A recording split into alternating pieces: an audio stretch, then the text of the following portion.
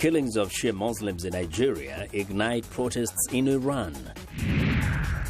Going to grassroots to help African children affected by conflict and social ills. And how dog lovers plan to pamper their pets over the Christmas holidays. Africa 54 starts right now. Good evening and welcome. I'm Vincent Makori. This is Africa 54. We begin in Nigeria, where the director of local hospitals says at least 60 people were killed last weekend when the Nigerian army raided a minority Shia sect and arrested its leader in the northern city of Zaria. The army says the Islamic movement in Nigeria was trying to assassinate the chief of army staff, Lieutenant General Tukur Buratai, when members of the sect blocked his convoy in Zaria on Saturday. Nigeria's army on Monday held a news conference to confirm that they raided a minority Shia sect and arrested its leader in the northern city of Zaria. The sect was conducting an annual ritual to usher in the month of Maulid, the birth of the Prophet Muhammad. Now, Iranian President Hossein Rouhani has responded to the killings, urging Nigeria to investigate the army's attacks against Shias. In a telephone conversation with his Nigerian counterpart, Muhammadu Buhari, Mr. Rouhani called for formation of a fact-finding mission. He stressed that the Nigerian government must give orders to halt the violence against Shias. Now, on Sunday, the army raided, as we mentioned, several buildings connected to the sect and the home of its leader, Ibrahim Zaski. They arrested him and killed members of the group. Now, meanwhile, in Iran on Tuesday, there were protests over the killings. Cultural groups held a gathering in front of the Nigerian embassy in Tehran and called for the closure of the Nigerian embassy.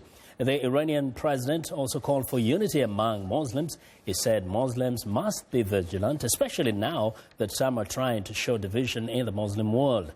For his part, Muhammadu Buhari said Nigeria will investigate the incident. Iranian lawmakers strongly condemned the massacre. Now, many African countries are overwhelmed by the devastating effect of conflict and other social ills that often affect the young. An American-based organization is partnering with grassroots organizations to help those most vulnerable children. Esther Gidu tells us more.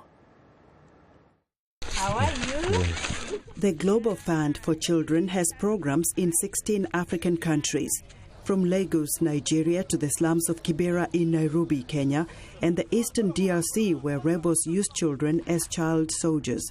I sat down with the organization's CEO, Susan Goodell. She begins by talking about how the fund is helping girls within the Maasai community of Kenya through the Kakenya School of Excellence. Kakenya Nataya is one of our visionary leaders who has grown up in the Maasai tribe. She was engaged at the age of 5, and her future seemed fairly certain at that point. But she was able to negotiate with her parents and with her village, and actually ended up getting her PhD, and then choosing to go back to that same Maasai village and opening a school for girls.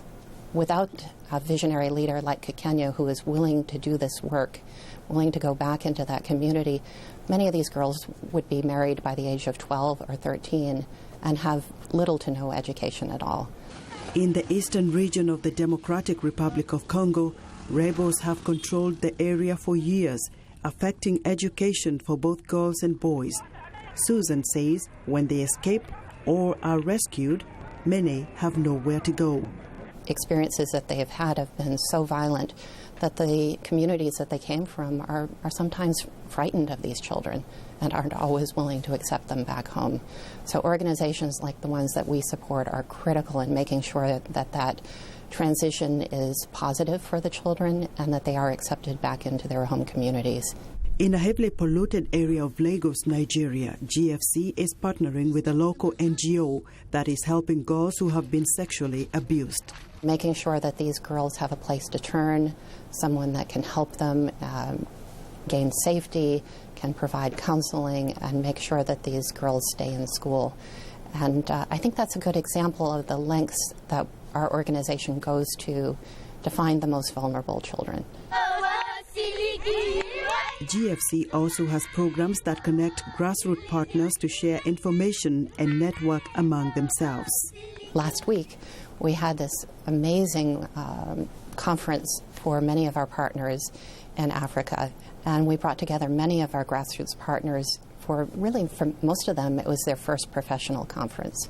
What we're working so hard to develop is not just providing information about all of the skills that they might need on fundraising and managing their financials and so forth, but making sure that we're building community amongst the participants in the conference so that when they have a need that they can call on each other to support each other and provide guidance and expertise. Susan says her organization hopes to expand in other parts of Africa where children are facing various challenges.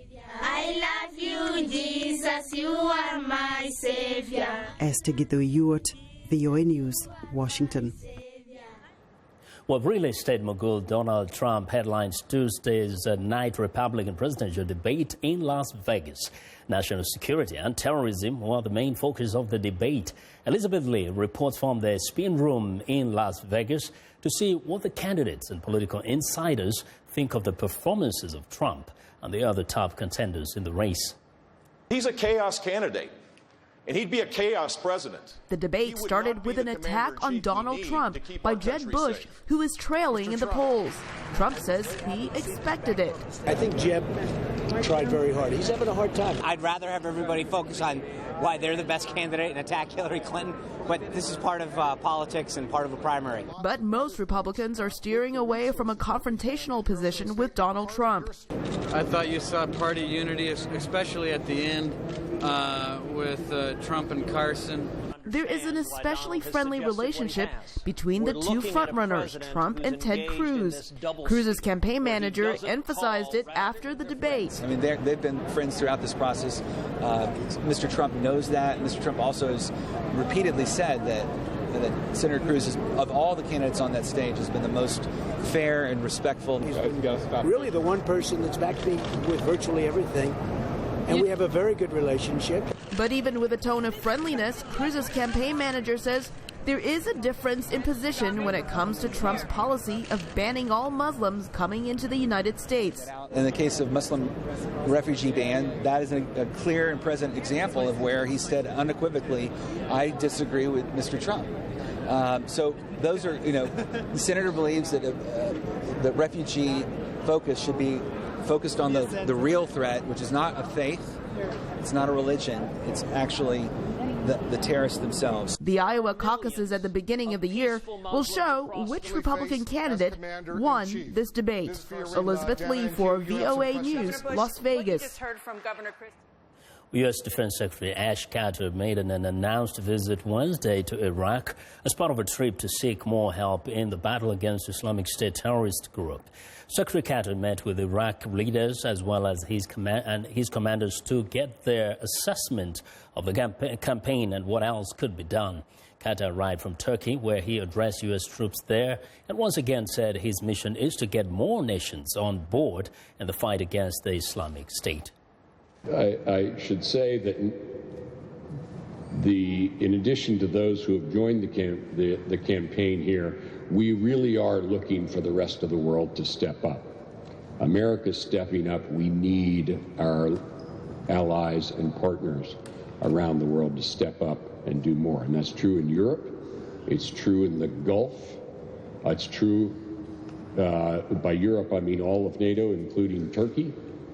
And it's really true everywhere in the world where this is metastasizing, and it's more than a battle in Syria and Iraq. Well, Qatar arrived in Iraq on Wednesday with directions from President Barack Obama to find new ways to hasten the destruction of the Islamic State group. He is planning to meet with his commanders and with Iraqi leaders as he looks for ways to broaden the U.S. assistance to Iraq, including likely discussions about America's willingness to send attack helicopters and more troops to the fight. Because weather problems in the area were restricting some air travel, it was uncertain which Iraqi leaders Qatar would see. Now, the U.S. has been supporting Iraqi forces with airstrikes since August of last year, but has so far ruled out sending ground troops. Islamic State fighters still control large areas in northern and western Iraq, including several major cities. Qatar also welcomed Saudi Arabia's announcement of a new 34-nation Islamic military alliance to fight terrorism. Saudi Foreign Minister Adel Al-Jubeir did not rule out sending ground troops as part of alliance efforts. He said assistance would be provided on a case-by-case basis and that there was no limit on where it would be sent. Now, U.S. Secretary of State John Kerry says the United States and Russia can make a significant difference in Syria if they work together. He spoke Tuesday in Moscow, where he met with top Russian officials to discuss Russia's role in Syria and Ukraine. The two sides are trying to iron out their disagreements on Syria before meeting with other world powers Friday in New York, where they hope to adopt a United Nations resolution endorsing the Syria peace process. Larissa Hoke has our report. Kerry met with Russian President Vladimir Putin at the Kremlin after discussions with Foreign Minister Sergei Lavrov. I think there is no question Foreign Minister Lavrov and I have agreed that together the United States and Russia have an ability to be able to make a significant difference here. The United States and Russia have opposing views of the conflicts in Syria and Ukraine. Washington accuses Moscow of arming and supporting separatists in eastern Ukraine and condemns Moscow's 2014 annexation of the Crimean Peninsula. Kerry urged Russia to withdraw heavy weapons from Ukraine and abide by the Minsk ceasefire agreement. In Syria, Moscow is backing President Bashar al-Assad, while Washington accuses him of war crimes against his own people and says there is no place for him in Syria's future leadership. Putin said he welcomes the opportunity to discuss U.S. proposals. Minister Lavrov just now informed me in detail about both your proposals, as well as some issues which require additional discussions. After the talks, Kerry said the United States and Russia have similar goals for Syria, that it should be non-sectarian and free of terrorists. But he called on Moscow to stop bombing the opposition in Syria on the pretext of fighting extremists. And I'm pleased to say President Putin took that under advisement. We talked about the areas of our operations and theirs, and he was very much accommodating in his notion that we need to make certain that our militaries are talking in order to make sure there is a complete deconfliction. The Russian foreign minister said the two sides have made progress on both Ukraine and Syria. We've agreed to continue the work, which is already at a rather advanced stage, on creating one list of terrorist organizations and assisting the United Nations in forming a representative opposition delegation, which would be ready to hold constructive talks with the Syrian government delegation. The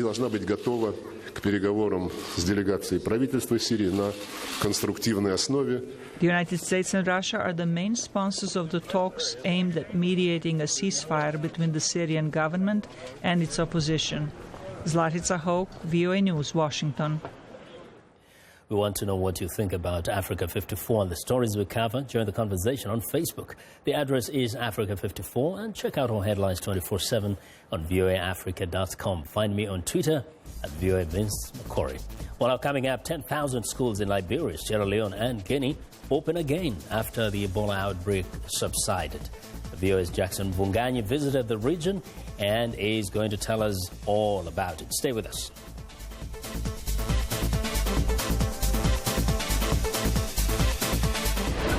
News and notes. This is Living Better. There is a new symbol of a little salt shaker appearing on menus in chain restaurants in New York City. The image is on any menu item containing more than 2,300 milligrams of sodium, or about a teaspoon of salt, the recommended daily limit for individuals.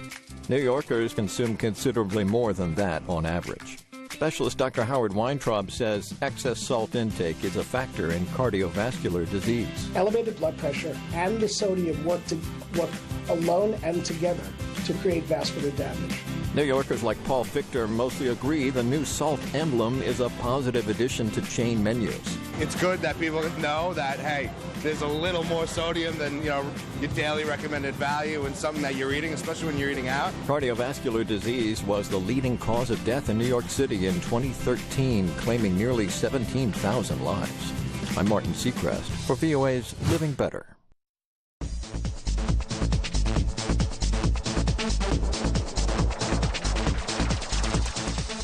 Well, at the height of the Ebola epidemic, 10,000 schools in Liberia, Sierra Leone and Guinea were closed to avoid the spread of the deadly virus. So more than 2 million school children in the three countries were forced to stay at home. Now the schools are open. On his trip to the region, VOA's Jackson Vunganya visited one of the schools. He has this report. For Paige and thousands of her fellow students, life at the height of the Ebola epidemic meant being confined at home for months. I would wake up, take my shower, eat, then I stay in the house for the whole day. Wow, how was that? Miserable.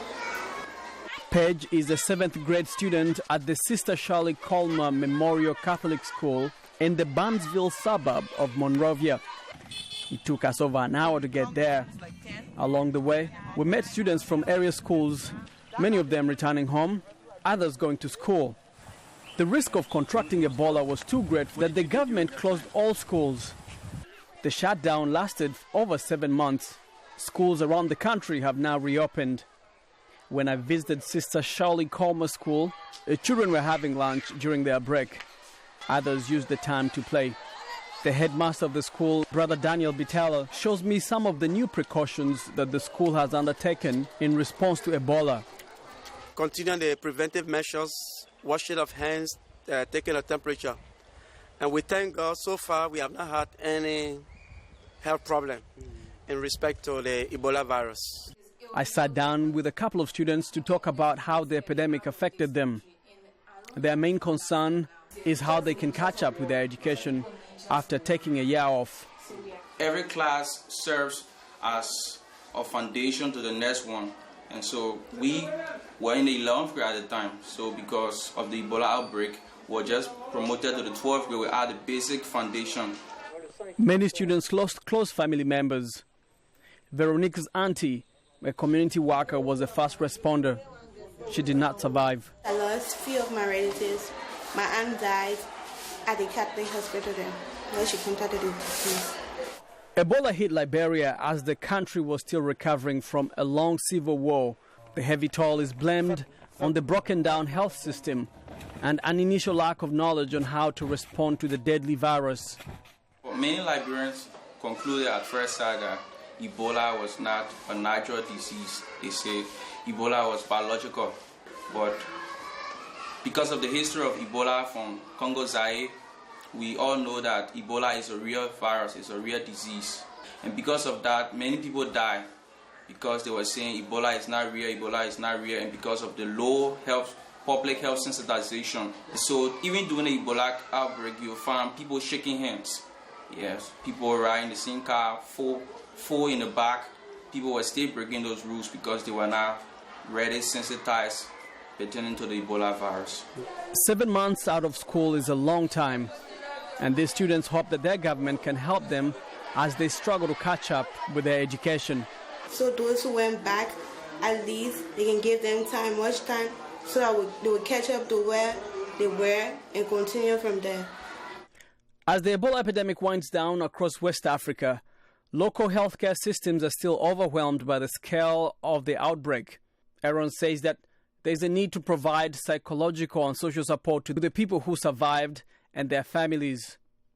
We all know that Ebola has not only damaged the physical aspect of our lives, but even the mental aspect. Yeah, many people were traumatized during the Ebola outbreak, and many students as well. And it's not possible for every student in the city of Monrovia to pick up at the same time. Me to tell us more about his trip. Jackson, welcome to Africa 54, and thank you for a nice report there. Thanks, Vincent. Yes. Now, you made a trip not only to Liberia, we mentioned you went to Guinea, and also you went to Sierra Leone. What is the situation generally as regards, the schools and education and how it has been affected? Well, Vincent, these were post-conflict societies, and so as they were grappling with Ebola, with responding to Ebola, they had to shut down their school systems because they wanted to avoid the infections spreading to the students. But when I was there, the schools had opened, students were back in school, and things seem to be back to normal. Okay. So one other thing that we wanted to look at is quite a number of issues that have been left over because it was quite a long time. Right. And as the epidemic kind of winds down, there are some other things that kind of those countries need to fix. What Absolutely. are those? First of all, there is a need for psychosocial support. Many of the students told me that in their communities where they live, they've lost something about, the community relationships amongst themselves. There's a lot of stigma right now. People who responded to Ebola, families that lost relatives. There's a lot of stigma, and so they've been isolated. And so there's a need to kind of provide that psychosocial support, but also kind of fix the healthcare systems. Yeah.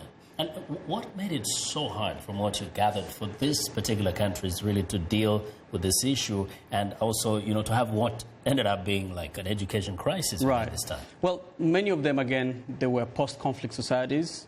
Their education systems were already weak as it is.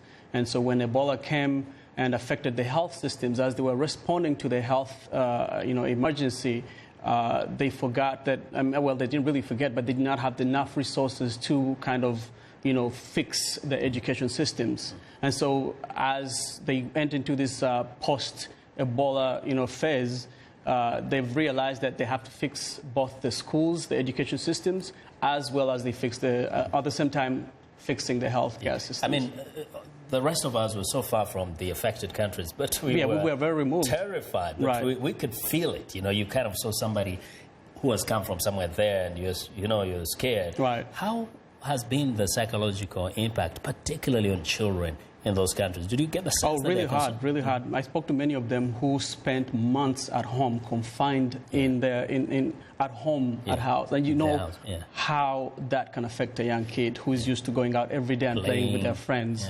Yeah. And so they're coming to terms with the new reality around them. Again, stigma. There's a fear that, Ebola is still lingering in the neighborhoods. But as a whole, I feel like they're handling themselves quite well. And I think they have to be handling themselves so well from what we saw, some of those who spoke to you.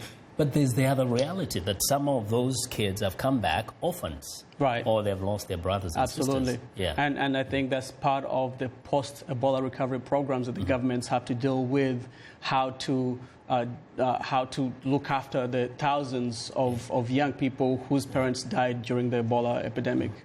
And, now we know there's much more that you covered and some stories we can expect to have on this show. I do have a couple of more stories coming up. Obviously, some very positive stories about how certain people in their communities were frontline responders to the epidemic that devastated these communities. So, I will, we will be showing them here on the show. Now, and I hope, this is not putting you on the spot, but going there personally, how did you feel just before you got into these countries, and how did you behave?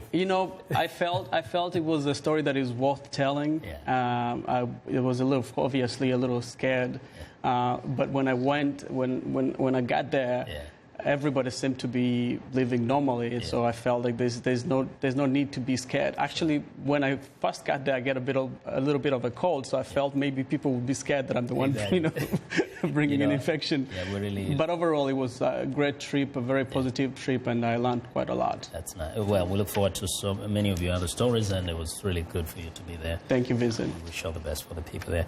Well, Jackson Bunganye of The Voice of America. And so we want to go back to Nigeria. Earlier on, we mentioned that there were killings over the weekend, and we want to talk to one of our partner channel's TV reporters, Nyota Egbe. Welcome, Nyota, if you're on. Thank you very much. Yes, now, question I wanted to ask you actually is, do we know the actual numbers of people who were killed over the weekend? There have been conflicting reports here. And that's still the situation as regards the numbers. There are those who are saying 8 people were killed and plus another 3 during the protest by the sect members. That was on Monday. But even at that, at the hospital, another set of numbers were getting like 61. So there's still that conflicting figure about the number of casualties. Now, Nyota, there appears to be some kind of bad blood between the Nigerian army and the Shia Muslims in Zaria, or at least in that part of Nigeria. What is the issue here? I can't say exactly. I've had a privilege of being in the Northeast where I saw the army working with the residents there, so I wouldn't know about bad blood between the residents and the army in that part of Nigeria. About the residents of Zaria and the SEC members and the army, it's something that's not just begun today, something that's been there between the residents and the SEC members, because of when they begin their procession, it disrupts everything else that the residents of the town are doing. So they have to lock up their shops for one reason or the other. As regards what happened over the weekend between the army and the SEC members, we've had some feelers come in that the army officers actually went out to beg them to leave the road. Then this morning we spoke to the spokesman from the army who says they confirmed that feeler we got, that they went out to beg them to leave the road. In the course of begging them to leave the road, that's when their members jumped out from the side and sort of like ambushed the convoy. That's what the spokesman had to say. Yeah, but you know, this charge of assassination sounds like something really serious, pre-planned, like there was actually a plot or a plan to really kill the chief of the army. Has that been verified? Well, we did ask that question when we spoke to him this morning, and he was of the opinion that the fact that they came from the sides, away from the frontal approach, where their officers were appealing to their leaders, some of them were coming from the side with certain weapons. They had to do the best they can to protect their principle. Okay, Nyota, thank you very much. Thank you. Nyota Egbe of our partner Channels TV, speaking to us live from Lagos. Well, it's time now for a short break. Still to come on Africa 54. The perfect Christmas gifts for pampered pooches. We'll be right back.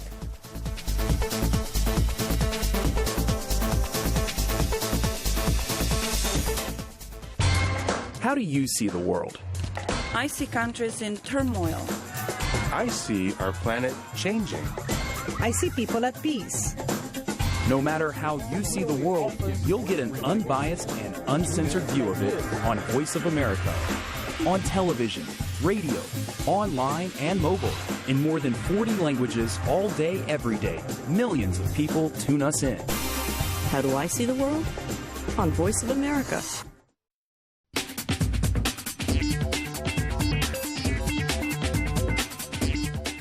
Welcome back to Africa 54. It's not just North America that is mad for months.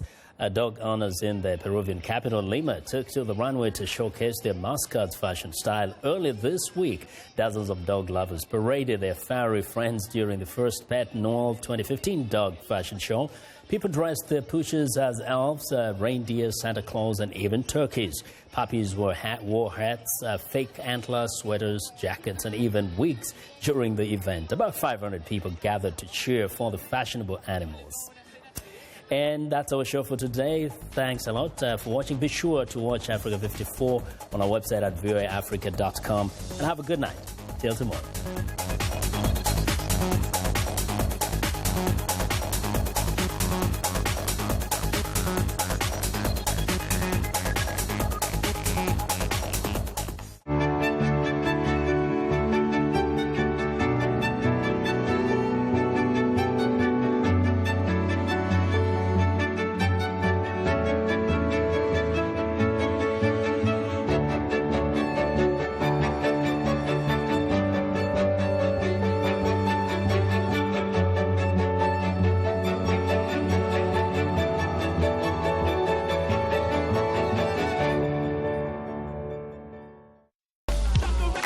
Music is something that brings people together. Music educates, it motivates, it's a bridge. Music. Ali. On VOA. I am Sheikh Sali, host and senior editor of VOA's international call-in talk show, Straight Talk Africa. The issues that we discuss are pertinent to most people on the African continent.